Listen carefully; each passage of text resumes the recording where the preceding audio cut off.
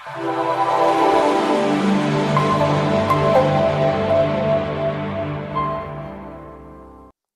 ቆርጣችሁ ቀጥላችሁ ታውቃላችሁ? እኔ ብዙ ቀን አንደኛ በሰይጣን ነው የመጀመሪያ ተስፋ የቆረጥኩት።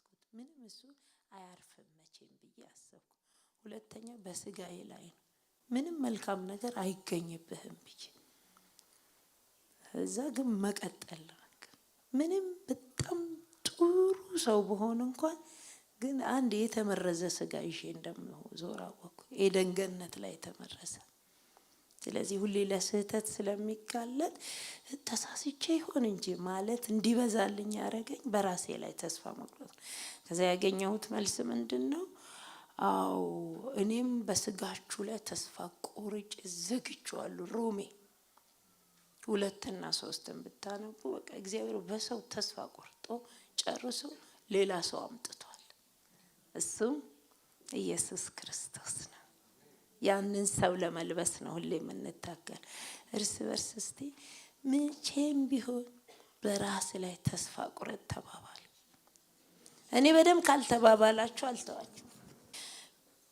ይሄም ማወቅ ወደ ጸጋው እንድንቀርብ ስለሚያደርገን ነው። የሚገርማችሁ ነገር የእግዚአብሔር ጸጋ የሚገለጠው አለመቻላችንን ስናውቅ ብቻ ነው። ሕግ ያታግለናል እና የእግዚአብሔርን ጸጋ መተማመን የምንችለው በራሳችን ላይ በስጋችን ላይ ተስፋ ስንቆርጥ እና እንደገና እንደምንበረታ ታውቃላችሁ። ተስፋ ቆርጦ ሰው ይበረታል። አዎ በስጋችን መልካም ውጤት አምጪዎች እንዳይደለን መጽሐፉ ከዘጋ ሰው ብሎ መልካም ነገር አምጪ አይደለም። ስለዚህ ሁሉ ቀን በጸጋው ተደግፈን እንኖራለን። ሁሉ ቀን በራሳችንን ሳናምን ምን እንደምንሆን ታውቃለች? በጣም ትሁታን ነው የምንሆነው። አንደኛ በሰው ፈራጆች አንሆንም። እንዴት እንዲደረጋል አንልም። ሁለተኛ ሰይጣን አያሰቃያችሁ። ከሰይጣን ስቃይ ታርፋላችሁ። ሁሉ ጊዜ እዚህ የመኖራችን ምክንያቱ የእግዚአብሔር ጸጋ ነው። በጸጋው ነው የዳነው። በጸጋው ነው ጀምረን የምንጨርሰው። አይገርማችሁ? አንተ ምናምን እያላችሁ ራሳችሁን አትኮረኩሙ። ስለዚህ የእግዚአብሔርን ጸጋ እንተማመናለን። በጸጋው ድነናል። በጸጋው ህይወትን እንጨርሳለን። እግዚአብሔር ስሙ የተባረከ ይሁን። ስለዚህ ምንጮው እስከ መጨረሻው መውጣት ካለብን የዘር በሉ የትውልድ በሉ በሽታ አምጡ ምንም አምጡ ብቻ ያመለካከት ብልሽት ይኖርብን ያስተሳሰብ የምንም ቢኖር እስከንወጣ ድረስ መጮህ። ቀጥሎ ለመውጣት ምን እናድርግ? ከእግዚአብሔር የመውጫ መመሪያ መቀበል። ቶሎ ቶሎ ከተነበበልኝ 1:3 ብቻ ዘጸአት 7:14 8:20 ከዛ ደግሞ 10:12 ተከፋፍላችሁ ከዛ የመጨረሻ 12:7-11 እግዚአብሔርም ሙሴን አለው የፈርዖን ልብ ደነደነ ሕዝቡንም ለመልቀቅ እምቢ አለ። እሺ እስቲ 8:20 እግዚአብሔርም ሙሴን አለው ማልደህ ተነሳ በፈርዖንም ፊት ቁም፣ እነሆ እርሱ ወደ ውሃ ይወርዳል፣ እንዲህም በለው እግዚአብሔር እንዲህ ይላል እንዲያገለግለኝ ሕዝቤን ልቀቅ። 9:8 እግዚአብሔርም ሙሴንና አሮንን እጃችሁን ሞልታችሁ ከምድጃ አመድ ውሰዱ፣ ሙሴም በፈርዖን ፊት ወደ ሰማይ ይበትነው። 10:12 እግዚአብሔርም ሙሴን በግብጽ አገር ላይ እንዲወጡ ከበረዶም የተረፈውን የምድርን ቡቃያ ሁሉ እንዲበሉ ስላንበጣዎችም በግብጽ አገር ላይ እጅህን ዘርጋ አለው። 12:7-11 ከደሙም ወስደው በሚበሉበት ቤት 2ቱን መቃንና ጉበኑን ይቀቡት። በእሳት የተጠበሰውን ስጋውንና ቂጣውን እንጀራ በዚያች ሌሊት ይብሉ፣ ከመራራ ቅጠል ጋር ይበሉታል።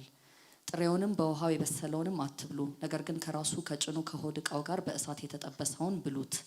ከእርሱም እስከ ጠዋት አንዳች አታስቀሩ፣ እስከ ጠዋትም የቀረውን በእሳት አቃጥሉት። ወገቦቻችሁን ታጥቃችሁ ጫማችሁን በእግራችሁ በትራችሁንም በእጃችሁ አድርጋችሁ እንዲብሉት፣ ፈጥናችሁም ትበሉታላችሁ። እርሱ የእግዚአብሔር ፋሲካ ነው። ከ12 ወደ ላይ ብንሄድ ይሻላል። ይሄ የመውጣት ቀን ነው። የ12ቱ ዘጸአት 12 ማለት ነው። የመጨረሻ የመለያያ ቀን ነው። እስካሁን ድረስ በጣም አጓጊ ነበረ። ማለት ለመለያየት እግዚአብሔር እንደዛ አድርጉ እንደዚህ አድርጉ ያላቸው ገና ከመጀመሪያው ምን ብሎታል መሰላችሁ? ሙሴን ሰውየው ዝም ብሎ አይለቅህም አለ። ልቡ ይደነድናል። ልቡ የሚደነድነው ግን አሁን ስለተጻፈልን እግዚአብሔር በግብጽ ያለውን አማልክት ሊበቀልና ክንዱን ለአሕዛብም ለሕዝቡም ሊያሳይ ስለፈለገ ነው። ትወጣላችሁ አይሻርም። በነገራችን ላይ አይገርምም? ትወጣላችሁ እኮ አይሻርም። ግን ለመውጣት አውጪው እግዚአብሔር ከሆነ የመውጣት መመሪያ አለው። ይው 12ን ተመልከቱ። በእያንዳንዱ ቤተሰብ ጠቦት ይታረዳል። ከዛ በኋላ ስለሚታረደው ጠቦት እንኳን የቱ ምን እንደሚደረግ የቱ እንደሚበላና እንደማይበላ ከዛ አበላል ጭምር ይነግራቸዋል። እስቲ ደግመን እናንብበው። እስቲ አንዴ ስሙት በደንብ አስተውላችሁ። አሁን ሐሳቡን ስላገኘ ነው። ከደሙም ወስደው በሚበሉበት ቤት ሁለቱን መቃንና ጉበኑን ይቅቡት። እሺ። በእሳት የተጠበሰውን ስጋውንና ቂጣውን እንጀራ በዚያች ሌሊት ይብሉ። እሺ። ከመራራ ቅጠል ጋር ይበሉታል። ጥሬውን በውሃም የበሰለውን አትብሉ። ነገር ግን ከራሱ ከጭኑ ከሆድ ዕቃው ጋር በእሳት የተጠበሰውን ብሉት። ከእርሱም እስከ ጠዋት አንዳች አታስቀሩ። እስከ ጠዋትም የቀረውን በእሳት አቃጥሉት። ወገቦቻችሁን ታጥቃችሁ ጫማችሁን በእግራችሁ በትራችሁንም በእጃችሁ አድርጋችሁ እንዲህ ብሉት። በጣም ከባድ ነው እኮ እዩት። ቢዛነፍስ የሆነው ነገር ለምሳሌ እንበልና ትልቁን ነገር እናንሳ። አርደው ባይቀቡስ ይሞታሉ እኮ። እስራኤላዊ ነኝ እኔ፣ አይሁዳዊ ነኝ እኔ፣ ዕብራዊ ነኝ፣ የአብርሃም ልጅ ነኝ፣ የዮሴፍ ምናምን ያክስቱ ልጅ ነኝ፣ አያዋጣም። የሚያዋጣው እግዚአብሔር የሰጠውን መመሪያ ማድረግ ነው። እሱ ሲደረግ ነው። እዚች ጋር ነው የምንሳሳተው ወገኖቼ። ቁልፍ ነገር ይችላል። በህይወታችን ብዙ ድል እንፈልጋለን፣ ግን መመሪያ የለንም። እኛ አሁን ሰለጠንን ልበላችሁ፣ ወታደር ሰራዊት ሆነን ልበላችሁ፣ በጣም ትልልቅ መሳሪያ ያዝን በሉ፣ መሪ ባይኖረን መመሪያ ተቀባይ ባንሆን ከመሬት ተነስቶ እያርከፈከፍን ስለተኮስን ነው እንዴ? እኔ 2 ዓመት የሰለጠንኩ 2 ዓመት እንትን ዩኒቨርሲቲ 4 ዓመት ነው ምንም አያዋጣም። ለጦሩ መሪ አለው። ባውቅ ኖር በደንብ እናገር ነበር።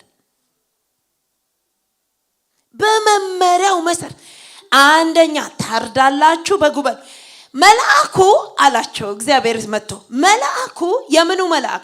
የሞቱ መልአክ ሲመጣ የማይገባበት ምክንያት አንድ አለው። ምንድነው ምክንያቱ? ደሙን። ምንም ሌላ ነገር የለው። ደሙን ሲያይ ይመለስ፣ ካላየ ይገባል ነው። በቃ እኮ መመሪያ ነው። በጣም መንፈሳዊነት ቢሰማችሁ አይነካኝም ብትሉ አይሆንም። እኔ አገልጋይ ነኝ ብትሉም አይሆንም። መሪ ነኝ የእስራኤል ሽማግሌ አይሆንም። ከዛ ቀጥሎ ለምን ይሆነ አበላሉን ጭምር ነው የነገራቸው ወገኖቼ። አሁን እስቲ ፈጠን ብላችሁ ብላ ዱላ ያዙ ሱሪያችሁን ምናምን ያልተባለው ነገር እኮ ሌሊቱን ጥርግ አርጋችሁ እደሩ። ቢተርፍ ትታችሁት የምትወጡት ቤት ውስጥ ምን ችግር አለ? እጨት ፈላሰፉ አመናፈሳችሁት በጣም ቢተርፍ ምን አለበት? ያገኛችኋል። የሚያገኛችሁ አርጉት እስቲ። አናውቅም የመንፈስ ቅዱስን መጽሐፍ ቅዱሳችን አታውቁም ይለናል። ይሄ ለጸሎት ሮሜ 8 ከ27 እስከ 30 ምናነሳው እኮ እንዴት እንደምናደርግ እንዴት መንፈሳዊ ዓለም እንደምንኖር አናውቅም። ማን ብቻ ያውቃል ይለናል? እግዚአብሔር ብቻ መንፈሱ ብቻ ያውቃል። ለሚያውቅ መንፈሱ ራሳችሁን ስጡት። ምንድነው ዱላ መያዝ? አትሳሳቁ።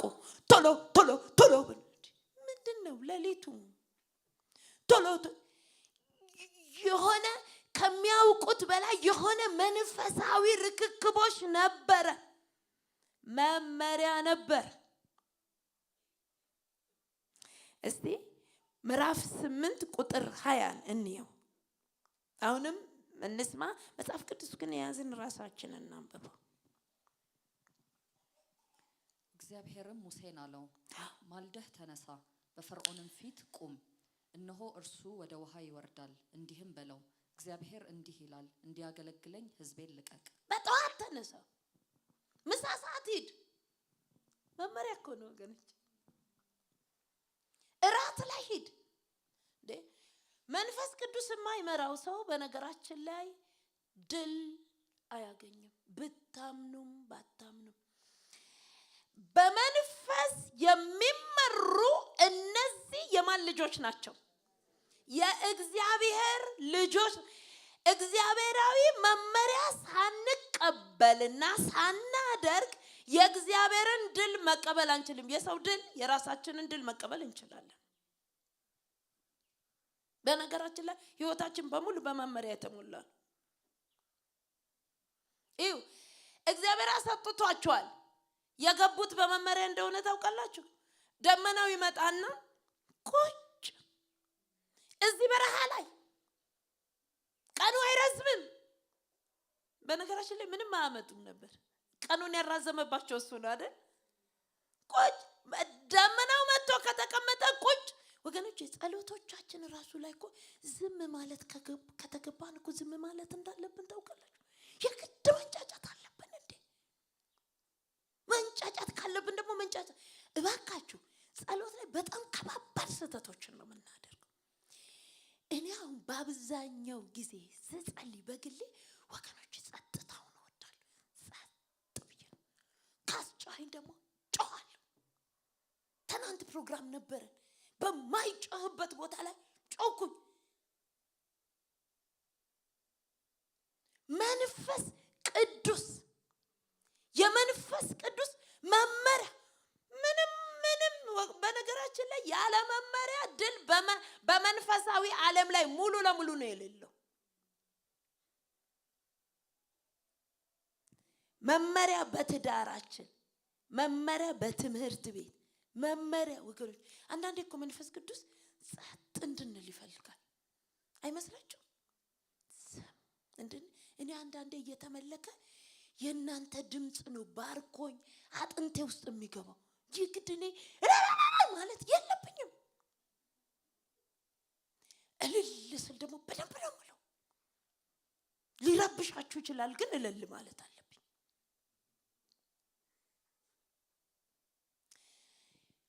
የእግዚአብሔር ሕዝብ ልዩነቱ ሙሴ ያለው ይሄንን ነው። አይሆንም አለው። መልአክ ያስገባችኋል። እግዚአብሔር አዝኖ ችግር የለም መብላት ነው የምትፈልጉት መጠጣት፣ ከመልአኩ ጋር ግቡ አላቸው። ከዛ ምን እንዳለ ታውቃላችሁ? ሙሴ እቺ እንኳን ለኔ አትመጥነኝም አለ። ሃሌሉያ፣ እግዚአብሔር ይመስገን። ምንም እንዳይመጥነን እግዚአብሔር ይርዳል። አሜን ወገኖቼ። የሚመጥነን እግዚአብሔር ብቻ ነው። ምንም ሰይጣን ፈትሾ የሚመጥነን እሷን የሚመጥናት እሱን የሚመጥናት የሚል ህይወት አይኖረን። እኔን አይመጥነኝም፣ ከነዓን አይመጥነኝም አለ ሙሴ። አይከርማችሁም? ከነዓን አይመጥነኝም አለ። ዘዳግም 33 ሰሞኑን እንጦጦ መካነ ኢየሱስ እየተማርነው ነበር። ዘዳግም 33 አይመጥነኝም። ምን ከነዓን ወተት ማር ምናምን አይመጥነኝ። የሚመጥነኝ ምንድን? አንተ ራስህ አለ። ክብርህን ሳይጠግባለሁ። ምን አይነት ክብር ነው? ባህር የሚከፍል ውሃ ወደ ደም የሚቀይር ሰው፣ የግብፅን ታላቅ መንግስት ያንቀጠቀጠ ሰው እግዚአብሔር አሁንም ገና አላወቅኩህም። ምን አይነት ትህትና ነው? ምን አይነት ዕውቀት ነው? ያንን ሁሉ ክብር ያየ ሰው እኔ ክብር አላየሁም እግዚአብሔር ሆይ ክብርህን 33 ላይ ደርሶ እንደሆነ ታውቃላችሁ። መጀመሪያ ላይ ቢል አይደንቅም። የሙሴን ህይወት የሚሞላውና የሚመጥነው ራሱ እግዚአብሔር ነው። አሜን። ስለዚህ ሁሉ ጊዜ ሙሴን አይታችሁ ከሆነ መመሪያ ተሰጠኛል። አንድ አባት 3 ሴቶች ልጆች ወለደ። በእስራኤል ህግ ሴት ልጅ የአባት ወራሽ የርስት ወራሽ አይሆንም። ልጆቹ ደፋር ጀግና ሴቶች ልጆች ብቻ ያላችሁ ጌታን አመስግኑ። ጀግና እንዲሆኑ ጸልዩላቸው። ሄዱና እኛ አንድ መመሪያ አለን። የማን? የእግዚአብሔር መመሪያ አይወርስም ይላል። የኛን ግን ምን ታስባለን? እዛ የሙሴን የትህትናው ጥግ ተመልከቱ። ታዲያ የእግዚአብሔር መመሪያ እንድቀይርልሽ ነው እንደ የፈለግሽው ነው እኮ መልሱ መሆን ያለ። እስቲ ቆይ ምን እንደሚል ዛሬ ደግሞ አይታወቅም ማለት።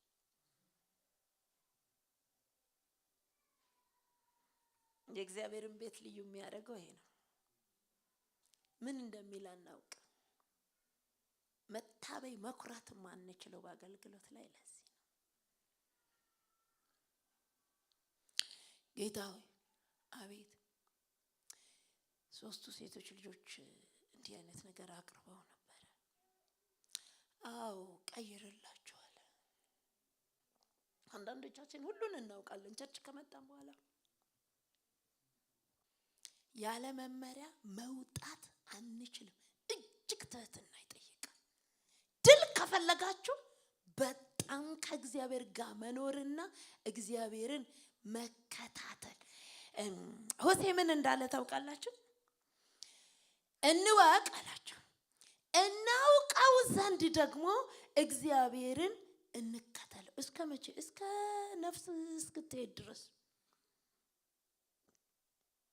የሚገርማችሁ መሳፍንት 13:12 ላይ ማኑሄ የሳምሶን አባት ገና እኮ ልጁ ምናምን አልመጣም። የለም እኮ ልጅ መውለድ እኮ አይችሉም። ግን ምን አለ? አንተ ነህ እንደ የተገለጥከው በቀደምለት ለባለቤቴ እንደው ጥሩ ልጅስ ትሰጠናለህ፣ ግን እንዴት እናድርግ? መመሪያው ምንድን ነው? ልጁን እንዴት እናሳድገው? እንደ ቤታችሁ አኗኗር ነው። እንዳነበባችሁት መጽሐፍ ስለ ልጆች አልተማርሽም? አላን ስንት አነበብሽ ከማግባትሽ በፊት? እንደሱ አስተዳድሩ አሳድጊው። ምን ደግሞ ልጅ ለማሳደግ የኛ አይደሉ እንዴ ልጆቹ? ምን አይነት ጨዋነት ነው!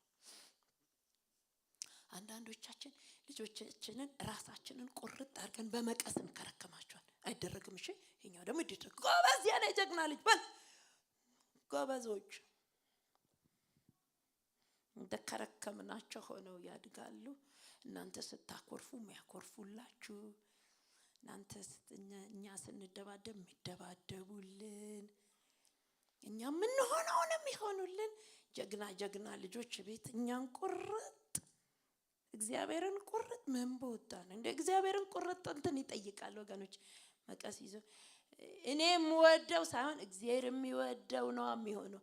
አይ ለምን ልጅ ከሰጠን ደግሞ እኛ እንደምንወደው ነው። የኔ ጀግና ልጁን ተሰጠና ልጅ እኮ አይቶ ማውቁ ፋሚሊዎች ናቸው። ስለዚህ ህይወታችን በመመሪያ የተሞላ ነው።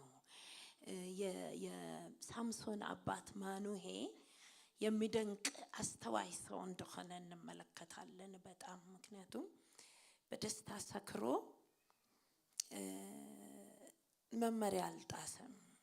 ደስታም መመሪያ ያስጥሰናል፣ ሐዘንም እንደዛውና የገጠመውን ገጠመኝ በእግዚአብሔር መመሪያ ውስጥ ሲያስገባ ሳኦል አንደኛ ሳሙኤል ምዕራፍ 15 ቁጥር 3 ላይ የሚገርማችሁ ነገር እግዚአብሔር አምላክ ምንድነው የሚለው?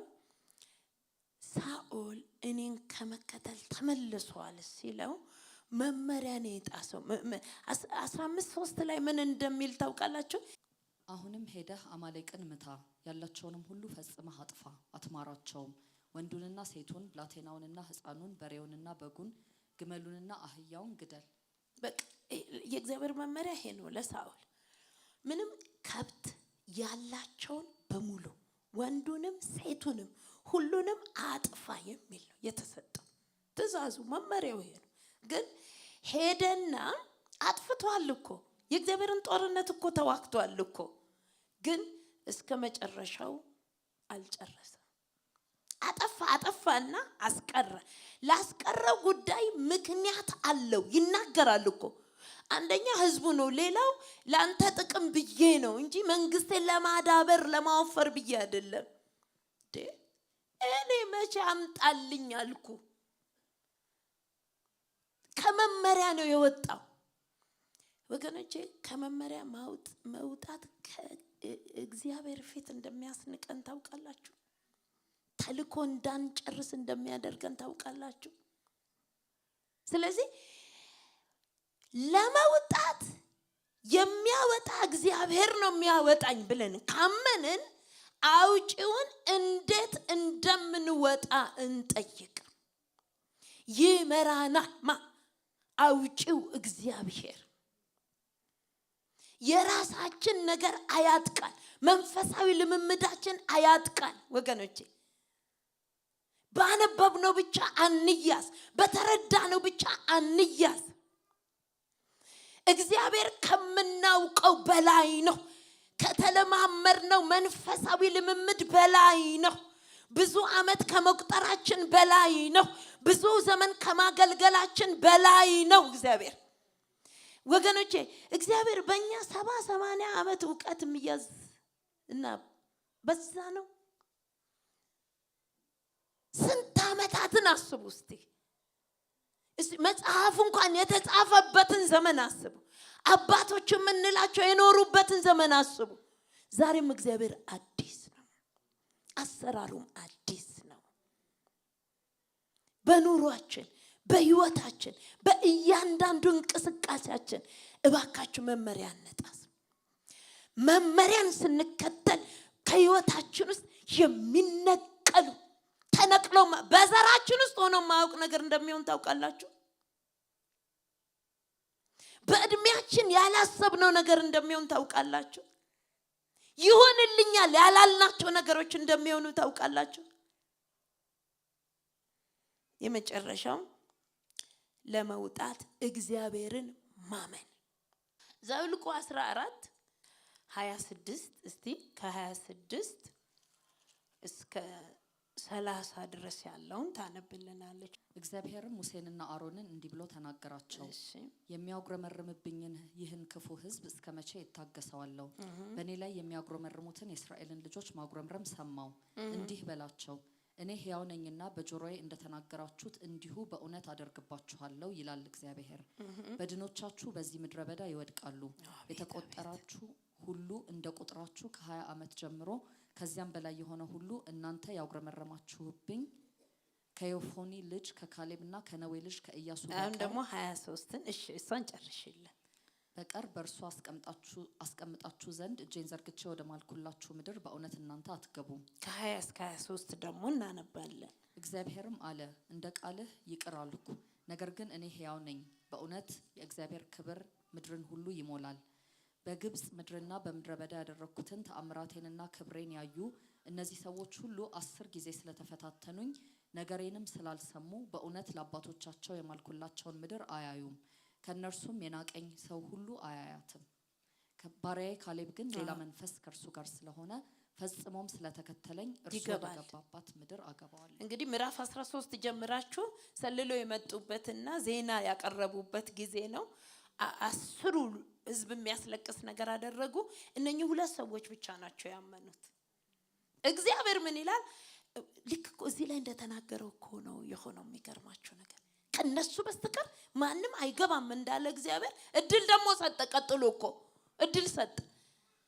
ያመኑቱ ይገባሉ አለ። ገቡ። መመሪያ እየተከተሉ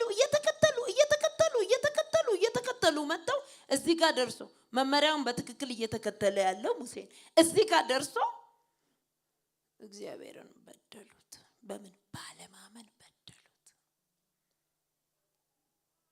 ስለዚህ አልገቡም። በነገራችን ላይ ከእግዚአብሔር ጋራ ለመውጣት ተነስተንም መመሪያም ተከትለንም ባለማመን ደግሞ ልንቀር እንችላለን። አለማመን እግዚአብሔርን መጠርጠር ስለሆነ ከከባድ ነገር ያስቀራናል፣ ከታላላቅ ነገር ያስቀራናል።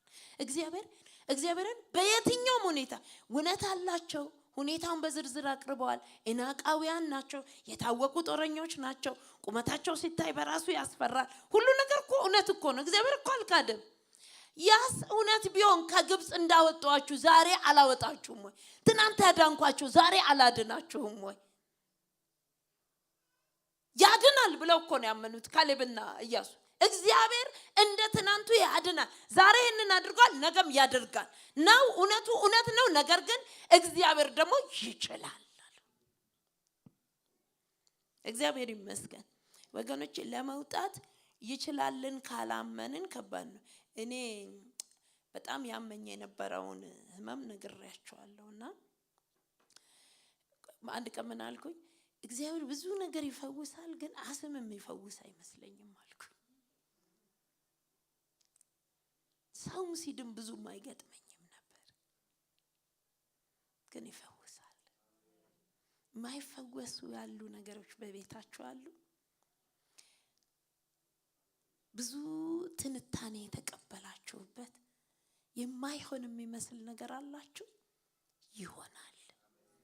እባካችሁ እግዚአብሔርን እመኑት፣ ይሆናል። እግዚአብሔር እኮ ሁሉንም ቻይ ነው። ኤል ሻዳይ፣ ሁሉንም ነገር የሚችል ማለት ነው። አይቻልም የተባለ የሕክምና መረጃ አላችሁ? አይቻልም የተባለ የኑሮ መረጃ አላችሁ? አይቻልም ተብሎ በቤተሰብ የተረጋገጠባችሁ፣ በሁኔታ በትምህርት ቤት አትችልም የተባላችሁ ትችላላችሁ።